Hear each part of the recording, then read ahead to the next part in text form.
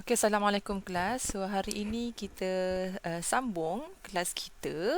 Okay, so kita tengok apa yang kita nak belajar hari ini, okay? So, kita masih dalam chapter 2, Thermochemistry. So, kita dah habis. Okay, kita tengok sekejap. Okay, 2.1, we have 2.2, 2.3 and 2.4. So, kita dah habis concept of enthalpy. Alright. So, hari ini kita akan masuk Hess's Law. Okay, instead of kita pergi kepada calorimeter, kita pergi dulu Hess Law dulu. Okay, sebab apa? Nanti 2.2 kita akan pergi last sekali selepas Born-Haber cycle. Alright. So, buka page 25, tengok kamu punya nota, can notes. Okay, ataupun kalau belum print ataupun sebagainya, boleh tengok dulu video ni, okay, dan catatlah apa yang penting. Alright. So, at the end of the lesson, the student should be able to, you should be able to state Hess's law. Okay, apply Hess law to calculate enthalpy changes using the algebraic method and the energy cycle method. So we have two methods, okay, algebraic and energy cycle method. Okay, so kita akan tengok dua-dua. And then illustrate the dissolution process of ionic solid. So kita ada 3 learning outcome sahaja untuk 2.3. Alright. So ini adalah kita, apa tu yang jumpa ataupun yang mengeluarkan Hess law, okay, ataupun nama dia ni adalah Henry Hess. Okay, so dia ambil Hess law tu adalah daripada nama dia lah, okay, iaitu dia adalah Russian chemist. Okay, so inilah rupanya orangnya. Okay, so kita terus pergi kepada point kita. So what is the Hess's law states? Okay, it states that when the reactant are converted to product, okay, itu adalah dia punya point yang pertama. When the reactant, okay, when the reactant are converted to product, the total enthalpy change delta H is the same. Alright, the total enthalpy change are the same. Okay, whether the reaction take place in one step or in the series of step. Okey, contoh, okey, daripada A nak dapat C. Okey, daripada A nak dapat C, delta H yang digunakan adalah satu step sahaja, terus dapat delta H di one step saja terus dapat C. Okey, tapi ada cara lain nak dapatkan C, iaitu dia pergi ke B dulu, dapatkan B, and then from B dia boleh dapat C juga. So maksudnya dia ada dua cara. Satu, this is one step. Okay, so one step sahaja, and then this one adalah the series of step. Sebab dia pergi ke tempat lain dulu, dia pergi dapat B dulu baru dapat C. Okay, tapi matlamatnya sama, itu untuk mendapatkan C daripada yang sama juga, daripada benda yang sama juga, iaitu A. Okay, tapi dengan cara yang berbeza. Satu one step, satu lagi series of step. So Hess law kata, kalau kita apply Hess law, okay, so dia punya pernyataan tu adalah bersamaan dengan delta H1. So let's say this is 1, delta H1, okay, is equal to delta H2 plus delta H3. Ini adalah one step, and then this one adalah series of step. Okay, maksudnya di sini dia punya enthalpy sama. Itu dia cakap. Alright. So enthalpy change, heat release or absorb. Okay, enthalpy change ni kita tahu kan ada dua kan, satu negatif, satu positif, sama ada heat release ataupun absorb. During a chemical reaction is independent of the route by which chemical change occurs. Okay. So dia adalah independent. Okay, during the chemical reaction dia adalah independent. Dia tidak bergantung pada root dia. Okay, kalau kita ikut logik, okay, kalau kita contohlah, okay, contohlah hikers ni, dia satu dia pergi direct saja, satu lagi dia pergi ke apa tu, banyaklah jalan dia sebenarnya lebih jauh. Okay, dia pergi naik bukit sini, banyaklah bukit yang dia naik turun naik. Tapi okay, mengikut Hess law, dia ni apa tu, dia punya energi dia sama. Okay, tapi kalau ikut logik kita dari segi kalau kita apply lah, sebenarnya tak sama lah, of course energy dia berbeza, tapi mengikut Hess law, kalau dari segi dia punya enthalpy change, okay, pada chemical reaction, okay, dia punya enthalpy change tidak bergantung kepada jalan yang dia dapatkan produk akhir. Okay, Maksudnya kalau dalam case ni, kalau kita apply dalam case Hikers ni, Hiker 1 and Hiker 2, okay, dia punya energy dia are the same even though they took different path. Okay, so kalau kita apply Hess law, maksudnya dia sama energy dia. Tapi kalau kita nak apply dari segi enthalpy change, okay, maksudnya dia tidak bergantung pada cara dia nak dapatkan produk. Okay, sama ada satu cara, one step or into a series of step. Okay. So, to calculate the enthalpy change of reaction that are too difficult to carry out directly in a calorimeter, okay. Calorimeter adalah satu device yang kita nak cari enthalpy change. Okay, yang ini kita akan buat dalam eksperimen tu. Okay, dan kita akan lebih mendalam pada 2.2 sebenarnya yang ni calorimeter. Okay, tapi kita belum masukkan, so Madam pergi 2.3 dulu. Alright, so itu sajalah yang Madam intro dulu. Alright, so untuk Hess law ni kita akan menggunakan dua cara. Okay, maksudnya kita buat dari segi teori lah, kita tak guna secara praktikal lah. Kita menggunakan calorimeter. So kita menggunakan teori, iaitu kita guna dua cara, algebraic method dan juga energy cycle method. Okay, so kita akan belajar dua-dua cara. Okay, kita tengok example. Okay, example 1 sama dengan nota kamu, iaitu page 26. Okay, given the following reactions and their enthalpy change. Okay, so dia bagi C2H2 react with O2. So ini dia punya enthalpy yang berlaku. Okay, yang energy yang dia release, ataupun kat sini semua release lah. Okay, so ni yang dibagi ni, info yang dibagi ni, apa soalan dia? Okay, calculate the enthalpy change for this reaction. Okay, dia nak enthalpy change reaction ni. Okay, apa dia punya delta H? Okay, berapa dia punya delta H? Okay, so kita tengok dia punya solution. Okay, kita guna algebraic method dahulu. Okay, so algebraic method, write down the thermochemical equation of which the enthalpy is unknown. Okay, maksudnya sekarang kita nak cari yang ni. Okay, ini yang kita target equation kita lah. Okay, step 1 adalah kita identify the target equation, iaitu soalan dia, apa yang dia nak. Okay, this is our target equation. Okay, dan yang kedua adalah write down the given equation in correct position with the enthalpy value. Okay, so sekarang dengan info yang diberi, okay, kita tulis baliklah. Okay, kita akan tulis balik mengikut dan susun balik mengikut apa kehendak target. Okay, ni target equation kita, lah. Okay, so sekarang yang ini yang diberi, semua ni diberi. Okay, let's say this is question 1, okay, this is question 2, this is question 3. So yang kita nak adalah C2H2 di bahagian produk. Okay, tapi yang kita ada adalah di bahagian reactant. Okay, so apa yang kita kena buat? Okay, kita kena reverse. Okay, kita kena reverse the equation. Okay, so equation 1 kita reverse, so it become like that. Okay, terbalikkan saja equation dia dan dia punya delta H become positive. Okay, dia punya ni become positive. And then apa lagi kita nak tengok? So dah settle, kita dah dapat dah apa yang kita nak. Yang ni. Alright. And then apa lagi? Sekarang kita tengok kita punya carbon adalah di bahagian reactant. Okay, ini target equation kita kan. Okay, dan yang kita ada pun di bahagian reactant juga.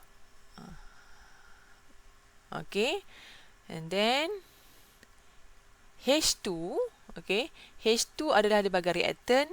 Okay, so dah ada di bahagian reactant. Okay. And then step number 3, multiply the equation and enthalpy values accordingly and then simplify the equation. So sekarang kita tengok carbon yang kita ada memang di position yang betul, tapi okay, dia perlukan sebanyak 2 mol, tapi yang kita ada adalah 1 sahaja. So apa yang kita kena buat? Kita kena darab dengan 2 and then delta H2 pun kita akan darabkan dengan 2. Okay. Alright. So, kita simplifykan dia. iaitu yang opposite side, iaitu di bahagian yang CO2 di sini, 2 CO2 di bahagian reactant, dan kita dapati ada sama juga 2 CO2 di bahagian produk. So kita boleh cancel outkan dia. Okay, so kita dah habiskan CO2 dan dalam target equation kita pun memang tak ada CO2 pun. Kan, sebab tu kita kena buat, okay, supaya kita dapat hilangkan dia dengan cara yang betul lah. Okay, opposite side boleh potong. Kalau dia same side, macam contohnya kalau reactant dengan reactant, benda yang sama, kita kena tambahkan dia. Okay, contohnya satu lagi adalah produk dengan produk. Itu kita kena tambahkan dia punya ni. Okey, H2O pula, kalau kita tengok sini, H2O di bahagian reactant, H2O kat bawah tu adalah bahagian produk. So, dia punya kuantiti sama, so kita boleh cancel out dia. Okey, and then satu lagi apa? Kita nampak ada, kita tak perlukan O2 di bahagian produk. Okey, so kita nampak O2 di sini 5/2. Kita nampak ada O2 lagi kat sini 2 dan half O2 sini. Okey, so kita boleh tambahkan 2 O2 dengan half O2, dia sama dengan 5/2 O2. Okay, so boleh cancelkan dia. Okay, so kita buat yang akhir sekali yang kita dapat dan kita tengok 2C. So kita ada ni, and then H2 pun kita ada, and then C2H2 pun kita ada yang kita perlukan. Okay, so maksudnya yang tinggal adalah yang target equation kita sahaja. Okay. Itu yang saja yang tinggal. So, kena ke tunjuk yang potong-potong ni? Yes. Sebab kalau kamu tak tunjuk, kamu pun tak pasti betul ke jawapan kamu. Kan? So, kena tunjukkan, cancelkan supaya kita betul-betul pasti. Okay, yang kita boleh hilangkan yang mana yang tak perlu. Alright. So, dah dapat target equation kita seperti yang kita nak. Okay. Data H dia ni. Okay. Okay. So, samakan. Kita apply Hess law. Total up the enthalpy values.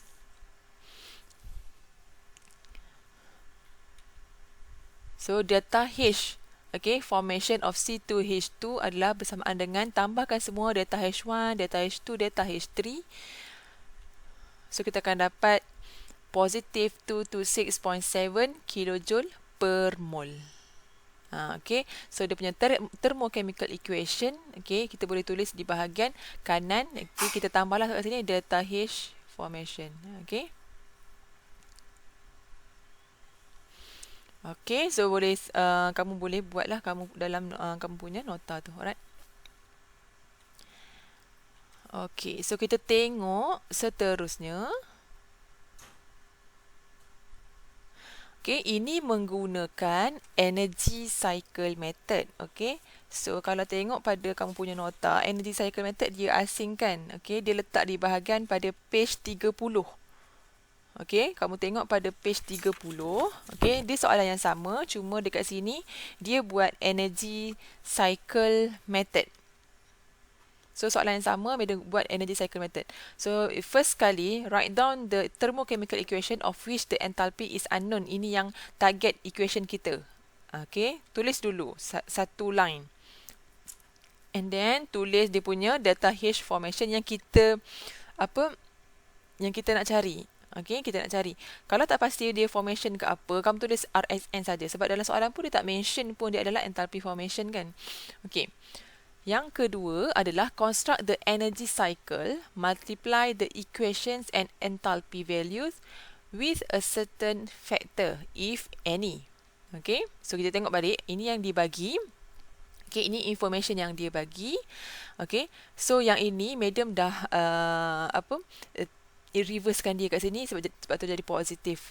Okay, so kita pun buat. Okay, so first kali ambil satu reactant, the first reactant, buat arrow ke bawah dan kita kaitkan dengan apa yang maklumat yang kita ada. Maklumat yang kita ada carbon yang equation kedua ni. So this is second equation kan. Equation kedua ni ada carbon juga. So dia akan menghasilkan CO2. Okay, so dia akan menghasilkan CO2. Okay, so dia punya ni kamu kena darab dua lah. Okay, sebab tu kena tengok apa yang kita perlulah. So soalan kita perlukan 2 carbon. So daripada equation nombor 2 ni dia ada satu saja. So kamu kena letak 2. So 2 O2, 2 CO2. Okay, so maksudnya delta H2 pun akan darab dengan 2 juga. Okay, and then ambil second reactant, bawa arrow ke bawah. Okay, so H2, sebab H2 ni kan kita punya target juga kan. Okay, so maksudnya this one adalah target equation kita. So ambil the second reactant, tarik ke bawah. Kita tengok apa yang kita ada dekat sini, iaitu ada H2. So H2 dia akan produce H2O. Okey, dan tak perlu darab apa-apa sebab dia seperti yang kita nak iaitu 1 mol. Okey, so just letak half O2 pada arrow tu. Okey, dia punya delta H3 salin saja balik. Tulis delta H. Delta H kena tulis. Okey, lagi bagus kalau kamu tulis nilai terus.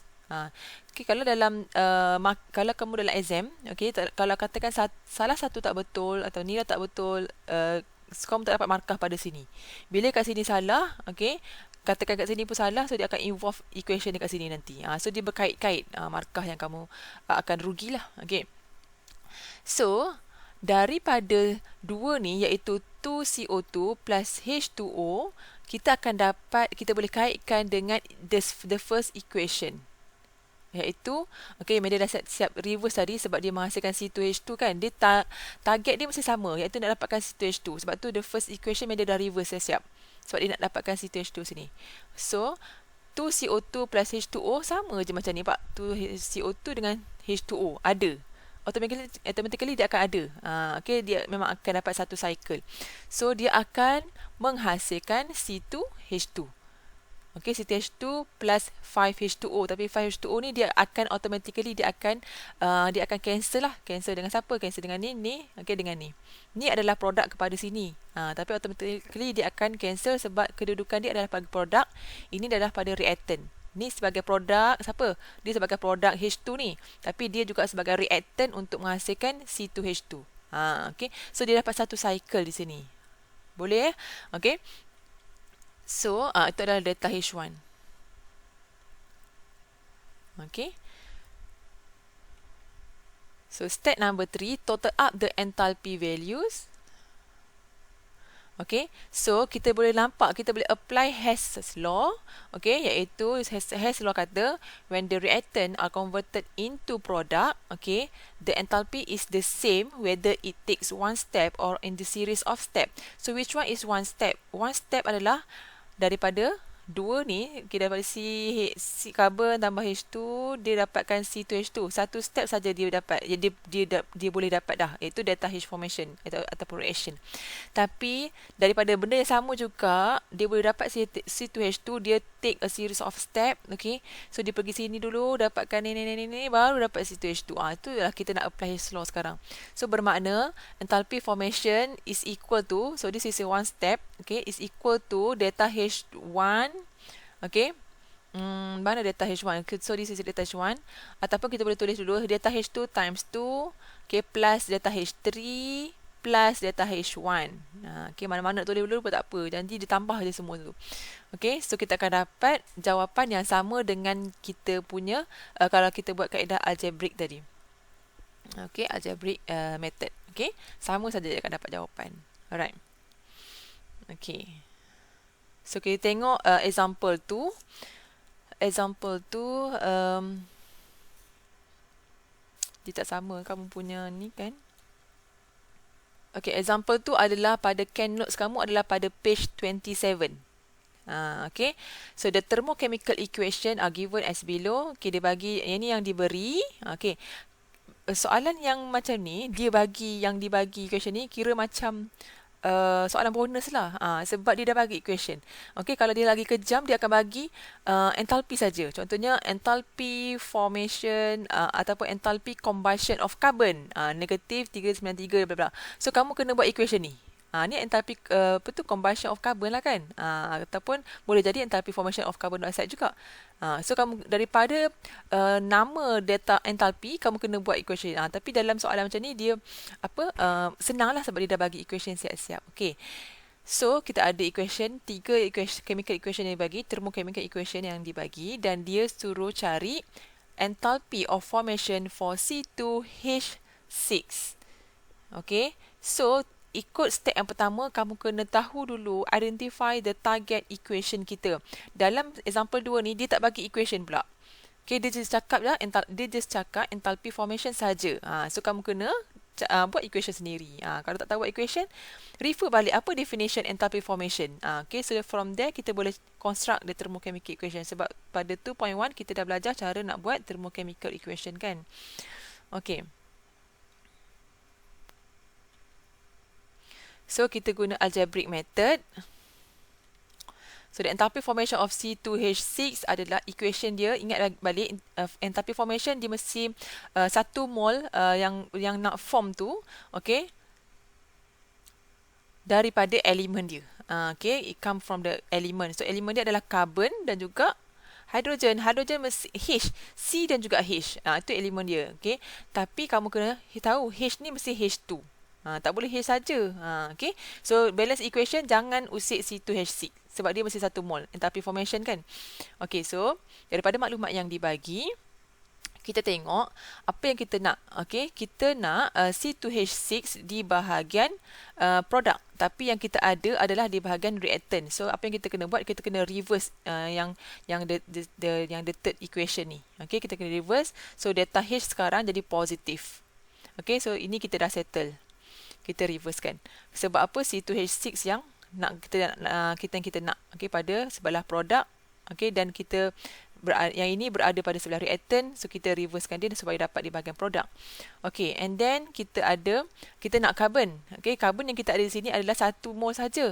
So apa yang kita kena buat, equation pertama kita kena darab dengan 2. So darab 2, semua darab 2, dan delta H pun kena darab dengan 2 juga. Okay, H2 pula yang kita nak adalah 3. Yang kita ada adalah 1 juga. So apa yang kamu kena buat, kamu kena darab dengan 3. So darab 3 dapat dia punya enthalpy pun kena darab 3 juga. Alright. So selepas kita dapat equation yang baru, okay, yang ini kita abaikan. Yang pertama abaikan. Okay, ini equation kita yang baru. Okay, so barulah kita cancelkan apa yang patut. O2 tak nak pun dalam ni, tak ada O2 pun pada reactant. So O2 tengok, kamu kena cari mana lagi O2 supaya kita boleh cancelkan dia. So kita ada O2 ada 2 O2 di bahagian reactant dua-dua ni. So tambahkan dua-dua. Okay, so kita boleh cancelkan dengan 7/2 O2 di bahagian produk. Okay, and then kita ada CO2, tak diperlukan pun dalam kita punya target equation pada produk, tak ada. So kita cari CO2 mana. Okay, CO2 ada kat sini juga. So kita boleh cancelkan dia. Okay, and then H2O pun tak perlu dalam pada produk. So kita cari. Okay, kena cari supaya dia boleh cancelkan. Okay, so kita ada pada opposite side pada produk dan juga reactant, so dia boleh cancel. Okay, so kita dapatlah apa yang kita nak. Kita ada 2C, okay, 2 carbon, 3H2 dan juga C2H6. Okay, make sure yang lain tu boleh cancel. Dah cancel pun. Okay, so dia punya enthalpy formation adalah bersamaan dengan, let's say this is delta H1, delta H2, delta H3. Hasil tambah semua ni adalah bersamaan dengan delta H formation untuk C2H6. Tambahkan semua sekali, dia siap darab ya, darab 2, darab 3 semua, dan kita akan dapat negative 84 kJ per mol. So kita akan tulis semula thermochemical equation untuk this equation. Okay, so kita letak delta HF di sebelah kanan dia. Okay, kita dapat negative 84 kJ per mol. Okay, so macam mana pula dengan kita menggunakan energy cycle method? Okay, so this is the second way, energy cycle method. Okay, first sekali kena buat target equation dulu. Okay, iaitu buat satu line yang kita nak, iaitu ini target equation kita. Okay, 2 carbon plus 3H2, okay, dapat apa? C2H6, dan tulis delta H formation di atas arrow tu. Okay, apa yang kita nak? Okay, buat tanda soal. So ini yang diberi, dan Medan dah reversekan yang the third equation kat sini. Sebab apa? Nak samakan C2H6 supaya dia berada di bahagian sini. Tapi kalau kamu tengok yang asal pun tak apa. Okay, kamu boleh automatically daripada equation kamu boleh tahu, dan kamu boleh tulis dia punya delta H, akan tukar saja dia punya sign. Okay, so first kali buat arrow daripada first reactant. Okay, so dia akan dapat dekat sini CO2. Okay, first reactant kita yang ni, first ni. Okay, sebab carbon kan, dia nak carbon, tapi carbon yang kita ada ni satu je. So ni nak 2. So dia akan react dengan 2O2 dan juga menghasilkan 2 CO2. Sebab tu dah tulis 2 dah kat sini. Okay, so tulis saja O2 di bahagian arrow tu, dan tulis delta H1. Let's say this is delta H1. Okay, negative 393 times 2 kilojoule. Okey, jangan tulis per mol dah sebab dia bukan untuk 1 mol. Yang ni untuk 1 mol. Okey, tak payah tulis kj je. Okey. And then the second reactant adalah okey, dia kita perlukan 3H2 kan. So yang kita ada yang this is second one, yang kita ada 1 mol sahaja. So kena darab 3 dan menghasilkan 3H2O. Pada arrow letak 3/2 O2. Okey. So that's mean delta H2, let's say this is delta H2 times 3. Okey, so kita akan dapat. So, dua-dua produk tadi daripada hasil H2 dan juga karbon, dia adalah sebagai reactant untuk menghasilkan C2H6 pula. Okey, so kita tengok dekat sini, okey, dia boleh menghasilkan C2H2 menggunakan the third equation ni. Tengok sama saja, 2CO2. So ini pun 2CO2. Okey, 3H2O. So ini pun 3H2O. So dia akan menghasilkan C2H6. So buat saja arrow pergi ke atas tu. Okey, dan dia akan menghasilkan sini 7/2 O2. Okey, so 7/2 tu letak pada arrow sahaja. Tak apa. Okey, so 7/2 ni adalah sebagai produk, yang 3/2 O2 dan 2 O2 ini adalah sebagai reactant. So dia boleh cancel. Automatically dia akan cancel lah. Dah tak ada dah. Okey, so tulis delta H3 kita. Okey, delta H3 adalah positif. Okey, positif. Yang ini adalah positif 1560 kilojoule. Okey. Alright. So, kita apply Hess law. Hess law kata the enthalpy is the same whether it takes one step. One step ni adalah sini delta H formation. So, one step saja daripada benda yang ni, okey, dapat C2H6. One step saja. And then a series of step daripada benda yang sama, daripada reactant yang sama, dia akan dapat produk yang sama juga, matlamatnya sama. Okay, so itu adalah series of step. So ikut Hess law. Okay, ini kita apply Hess law. Okay, one step, series of step. Okay, so dia sama, dia equal tu. Okay, masukkan nilai dan kita akan dapat jawapan dia sama macam algebraic method, negative 84 kilojoule per mol. Okay, okay, kita tengok seterusnya. Okay, try this. Okay, so kamu boleh cubalah. Okay, given the following enthalpies, okay, calculate the enthalpy change for the reaction between carbon and hydrogen to form ethane. Okay, to form ethane, C2H4. Okay, so ini yang dibagi. So boleh buat, kita tengok jawapan dia positif 56. Okay, so ini target kita. Okay, target equation kita, dan kita yang diberi, itu yang diberi.